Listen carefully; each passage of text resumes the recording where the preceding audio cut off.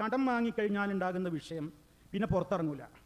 നബി സല്ലല്ലാഹു അലൈഹി വസല്ലം നിസ്കാരത്തിൽ പ്രാർത്ഥിച്ചു, അല്ലാഹുമ്മ ഇന്നി അഊദു ബിക മിനൽ മഅ്സമി വൽ മഗ്റം. മഅ്സമിൽ നിന്ന് മഗ്റമിൽ നിന്ന്, അപ്പോൾ കടക്കണിയിൽ നിന്ന് അള്ളാഹുവിൻ്റെ റസൂൽ ദുആ ചെയ്യുന്നു. സഹാബത്ത് ചോദിച്ചു, എന്താ നബി നിങ്ങൾ ഈ കടക്കണിയെ പറ്റി നിസ്കാരത്തിലൊക്കെ എത്ര ദുആ ചെയ്യുന്നു? അപ്പം നബി സല്ലല്ലാഹു അലൈഹി വസല്ലം പറയാണ്, ഞാൻ അതിനെക്കുറിച്ച് ഇത്രത്തോളം ഗൗരവത്തോടെ പറയാനൊരു കാരണമുണ്ട്. അതെന്താണെന്നറിയാമോ? ഒരു മനുഷ്യൻ കടക്കാരനായി മാറിയാൽ ഹദ്ദസ ഫകദബ, അവൻ സംസാരിച്ചാൽ നുണ പറയേണ്ടി വരും.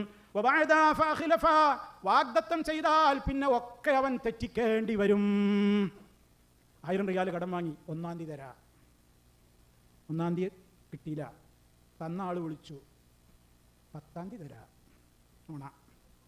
10-ാം തീയതി തരാൻ പറ്റുമോ? നുണയും പറഞ്ഞ് വഴതും ചെയ്തു, വാഖലഫയായി. പറ്റൂല, പുറത്തിറങ്ങി നടക്കാൻ പറ്റൂല.